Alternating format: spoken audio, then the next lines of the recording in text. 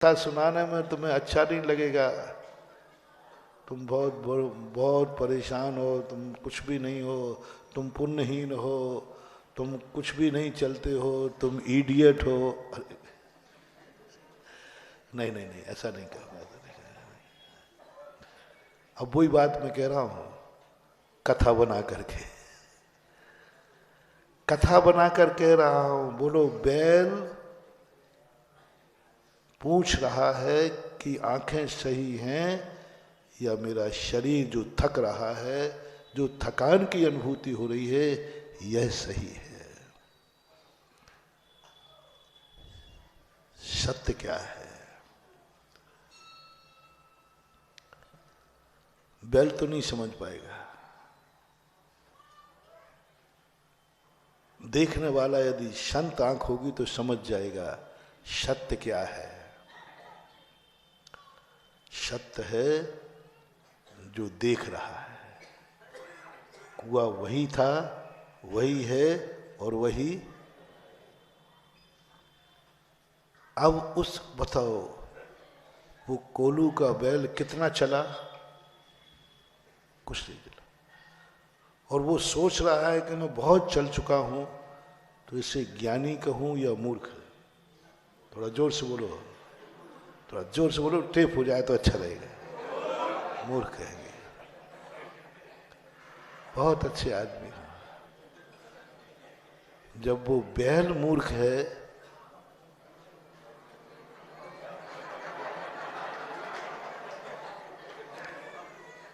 मैंने पहले ही कहा कि बहू को सीधा नहीं डांटूंगा, बेटी को डांटूंगा, लेकिन धीरे से बेटी से कहूँ बुरा मत मानना, डांट तो इसको रहा।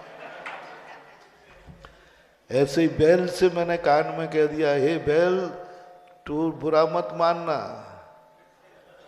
मैं तो तेरी कहानी को लेकर के हमारे भक्तों को सुधारना है, क्योंकि भक्तों को सीधा सीधा नहीं डांटा जाता। ये हम अपनी कहानी है अनादि काल की। अपन सोचते हैं, आप लोग ने सोच रहे हैं, हम बहुत चल चुके हैं। सोचना थोड़ा, कितना चल चुके हो। मैंने पहले ही कहा, रास्ता है तो मत अहंकार करना कि हमें मंजिल मिल ही जाएगी,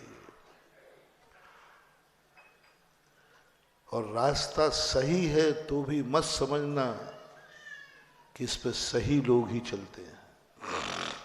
सही रास्ता पहला तो निर्णय करें,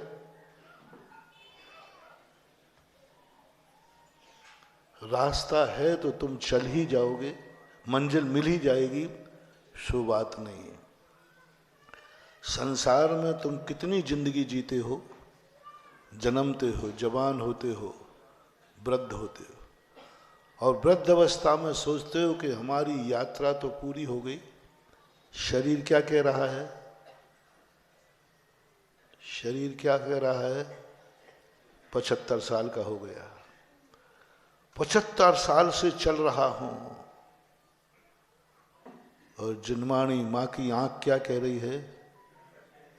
बोलो ना, जहां थे वही। सोचो, विचार करना, जिंदगी में कितने चले हो, कितने आगे बढ़े हो। वही राग, वही द्वेष, वही कसाय, वही क्रोध, वही मान और माया, लोभ, सब कुछ तो वही है। बल्कि बल्कि बचपन में इतने रागी द्वेषी नहीं थे जितने 55 में हो गए हो। बचपन में इतना राग द्वेष नहीं था। बचपन में मात्र इतनी इच्छाएं थी कि भूख लगी तो रोटी मिल जाए, तन ढकना है तो कपड़ा मिल जाए, भय आ जाए तो सुरक्षा मिल जाए। लेकिन जैसे जैसे बढ़ते गए, हमारे विकल्प, हमारे द्वंद्व, हमारी कसाएं, हमारे राग द्वेष बढ़ते चले जाते हैं। जितने बड़े होते गए, तृष्णाएं बढ़ी, कहीं ना कहीं से तुम आकुल व्याकुल हुए। इसलिए जैन दर्शन ने 2 मार्ग दिए कि 60 साल के बाद हर व्यक्ति को या तो पूर्ण निर्विकल्प होकर वीतरागी हो जाए, नहीं तो अपने बचपन में लौट आए जैसे तुम बचपन में थे। बस दो ही तरीका है, या तो परम वीतरागी बनकर संन्यास धारण करो, और नहीं कर सकते हो तो बचपन में लौट आओ,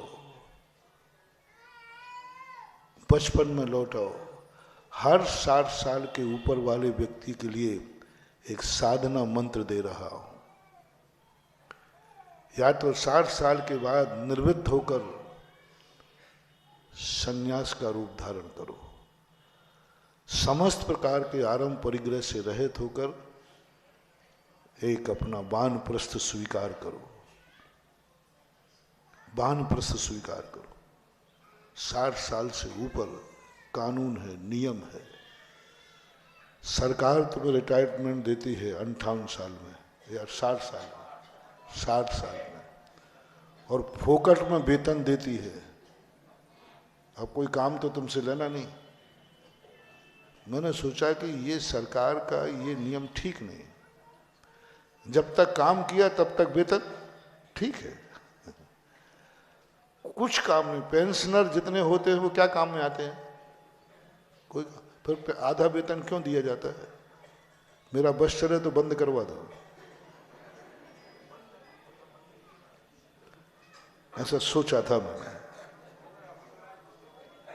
आप लोगों की दशा देख करके सोचा पेंशन बंद होना चाहिए। पेंशनरों को देख करके भाव हुआ मुझे, पेंशनरों को देख करके मेरा भाव हुआ पेंशन बंद होना चाहिए। किसको देख करके? पेंशनरों को देख करके बिल्कुल बंद कर देना चाहिए।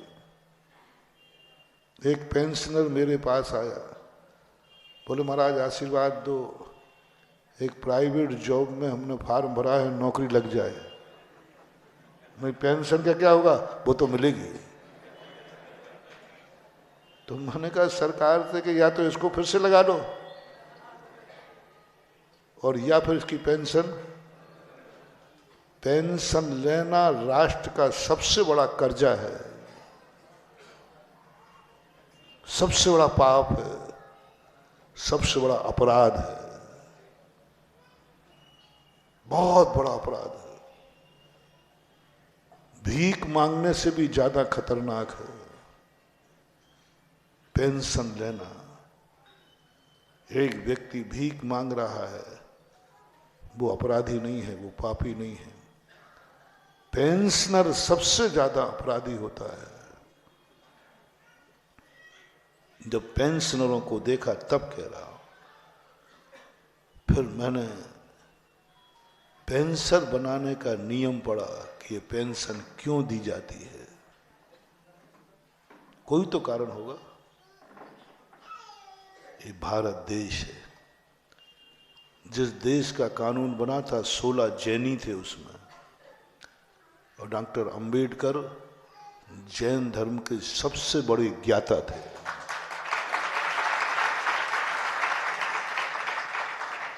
जैन बनने के लिए उन्होंने प्रस्ताव रखा था। पूज्यवर शांति सागर महाराज उपस्थित थे, उनके सामने पंडित चंपत राय जी, बैरिस्टर चंपत राय जी थे, उनके सामने प्रस्ताव रखा था। जैन धर्म का बहुत बड़े ज्ञानी थे अंबेडकर जी। जैन दर्शन के बहुत अध्ययन करके उन्होंने कहा मैं, लेकिन कुछ सामाजिक परिस्थितियों ने वो नहीं हो पाया। तो ऐसे व्यक्ति ने जब कानून बनाया पेंशन का, महानुभाव, लो अब पेंशन को मैं वरदान सिद्ध करता हूं। अभी क्या कहा? पेंशन लेना सबसे बड़ा पाप है, अपराध है। और पेंशन का जो नियम बना था वो ये कहा था, इसने अपने जीवन में 60 साल तक देश की सेवा की है, अपने ज्ञान को, अपनी कला को, देश का उद्धार किया, परिवार का उद्धार किया, समाज का उद्धार किया, जिस क्षेत्र में कार्य किया उसका उन्होंने उद्धार किया। अब इस व्यक्ति को अपना अगला भाव सुधारने दो, इसे कमाने की भी चिंता न रहे, जिंदगी के कमाने के लिए पेंशन दी जाती है। बहुत विकल्प कर लिए तुमने, बहुत टेंशन कर लिए तुमने देश के लिए नौकरी करके, अब तुम निर्विकल्प हो जाओ, इतने निर्विकल्प हो जाओ कि तुम्हें दूसरे के सामने हाथ भी ना फैलाना पड़े। कहीं ये ना आ जाए कि अब नौकरी से निकल गया तो अब मेरी रोजी रोटी, खाने का भी विकल्प नहीं, रोजी रोटी का विकल्प नहीं, कुछ विकल्प नहीं। जाओ अगला भाव सुधारो और निर्विकल्प होकर के अपने शांति से जीवन का अवसान करो। निर्विकल्प हो जाओ, कुछ नहीं, कोई आरंभ नहीं, कोई परिग्रह नहीं, कोई राग नहीं, कोई द्वेष नहीं, वानप्रस्थ की दशा को अपनाओ, कुछ नहीं, निर्विकल्प, दाल रोटी खाओ, प्रभु के गुण गाओ। इतना बड़ा अच्छा कानून है। हमें जिसने भी पेंशन का नियम बनाया उसको मेरा बहुत 100 बार आशीर्वाद। बहुत बहुत अच्छा कानून है। पेंशन बराबर वरदान, पेंशन बराबर दान, मैं दूसरे को नहीं मानता। पेंशन की जो व्यवस्था है इससे बड़ा दान कोई हो नहीं सकता। सरकार का, राष्ट्र का, राष्ट्र के द्वारा सबसे बड़ा सहयोग क्या है? राष्ट्र के जितने भी कार्य हैं दुनिया को, समाज के, उन सब में श्रेष्ठ कार्य है पेंशन देना। ये सबसे बड़ा, क्योंकि उस वृद्ध व्यक्ति को इतना निर्विकल्प कर दिया, तुम जाओ कोई टेंशन नहीं, तो निर्विकल्प होकर करो। तो जो व्यक्ति रिटायर्ड होने के बाद हाथ में माला ले लेते हैं, आंख बंद कर लेते हैं, घर में रहें,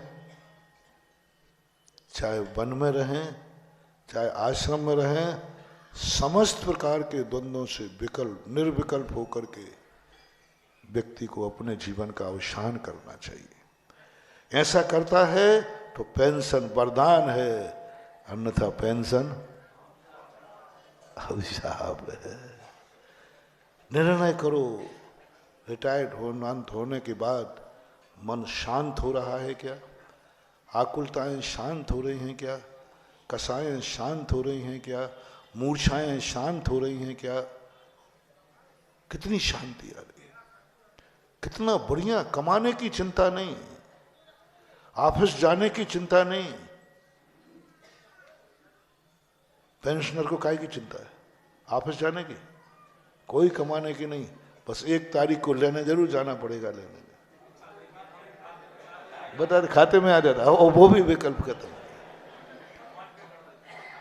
ये देश का कानून जो है, जैन दर्शन का कानून है कि हर व्यक्ति को अपने जीवन का उपसंहार कैसे करना। पहला नियम बनाओ, कोई भी चीज तुम जो कुछ भी करते हो, मैं कुछ भी मना नहीं करूंगा, बस इतना पूछना चाहता हूं कितना करोगे और कब तक करोगे। बस एक दर्शन, जैन दर्शन, और कुछ नहीं कहता। जो तुम कर रहे हो करो, चलो मैं कुछ भी नहीं बोलता। चलो डांका डाल रहे हो, डाकू हो, कोई बात, कोई बात नहीं। शराब पी रहे हो, शराबी हो, कोई बात नहीं। तुम जो कुछ कर रहे हो सब करो। देखो मैं किन लोगों के प्रति सीधा हो रहा हूं। अच्छे आदमी, तुम जो करते हो, महाराज जी ये करता है, ये करता है, ये करता है, तो मैं कहता कोई बात नहीं। देखना डाकू को कह रहा हूं, साहब ये डाका डालता है, कोई बात नहीं, कोई बात नहीं। सुन रहे हो रे, जो डाकू हो, शराबी हो, जुआड़ी हो, गुटखा खाने वाले हो, क्रोधी हो, मानी हो, लोभी हो, जो कुछ भी हो तुम, मैं तुम्हारे साथ हूं।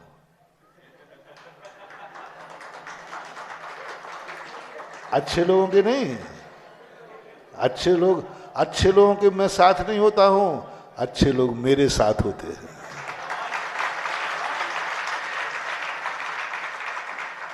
क्या कहा मैंने? अच्छे लोगों के मैं साथ नहीं होता हूं, अच्छे लोग मेरे साथ होते हैं। लेकिन गंदे लोगों के साथ कोई नहीं होता है, इसलिए मैं उनके साथ हूं। क्योंकि गंदे लोगों के साथ कोई नहीं होता, उनके साथ मैं हूं। सब गंदे लोग, थोड़ा सा सोचो, कौन तुम्हारा साथ दे रहा है?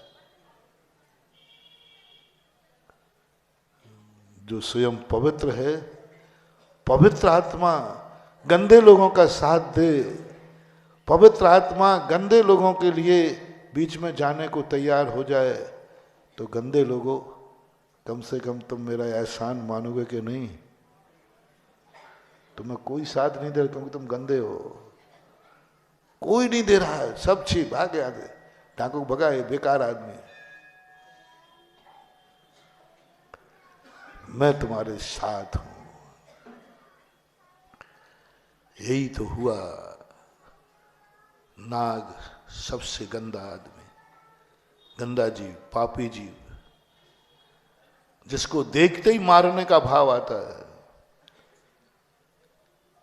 एक तो मर जाए तो लोग खुशी मनाते हैं, एक ऐसे पापी भी दुनिया में हैं जिसको मारने में खुशी होती है। मर जाने में खुशी होना ये उतना निकृष्ट नहीं है। एक को तो लोग मारने के लिए ही डंडा लिए रहते हैं, मारने में खुशी, मारो।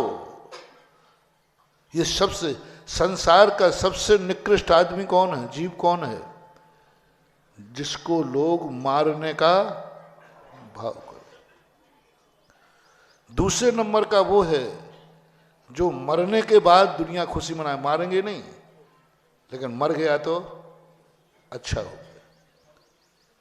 नाग सबसे ज्यादा निकृष्ट क्यों कहा गया?